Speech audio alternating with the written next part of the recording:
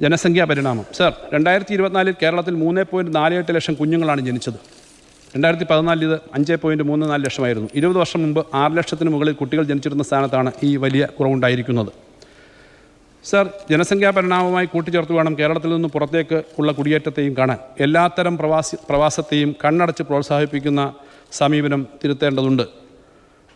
കേരളത്തിൽ മെച്ചപ്പെട്ട വേതനം ലഭിക്കുന്ന തൊഴിലാളികളുടെ അഭാവം അനുഭവപ്പെടുമ്പോൾ കേരളീയർ വിദേശത്തൊട്ടും മെച്ചപ്പെട്ടതല്ലാത്ത സാഹചര്യത്തിൽ പണിയെടുക്കുന്ന സ്ഥിതിയുണ്ട്. പ്രവാസം ഒട്ടേറെ പേർക്ക് വലിയ നഷ്ടക്കച്ചവടമായി തീരുന്ന അനുഭവമുണ്ട്.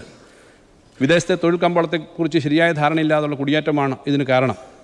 വിദ്യാർത്ഥികളുടെ കുടിയേറ്റത്തിലും ഇത്തരം പ്രശ്നങ്ങൾ റിപ്പോർട്ട് ചെയ്യുന്നുണ്ട്. ഈ മേഖലയിൽ വിപുലമായ ബോധവൽക്കരണ പ്രവർത്തനങ്ങൾ ഏറ്റെടുക്കും. 2024 കണക്കുകളനുസരിച്ച് പ്രവാസികൾ അയക്കുന്ന റെമിറ്റൻസിൻ്റെ കാര്യത്തിൽ ഇന്ത്യയിൽ കേരളത്തിൻ്റെ സ്ഥാനം ഒന്നാമതാണ്. 21% കേരളത്തിലേക്ക് പ്രവാസികളാണ് സംഭാവന ചെയ്യുന്നത്.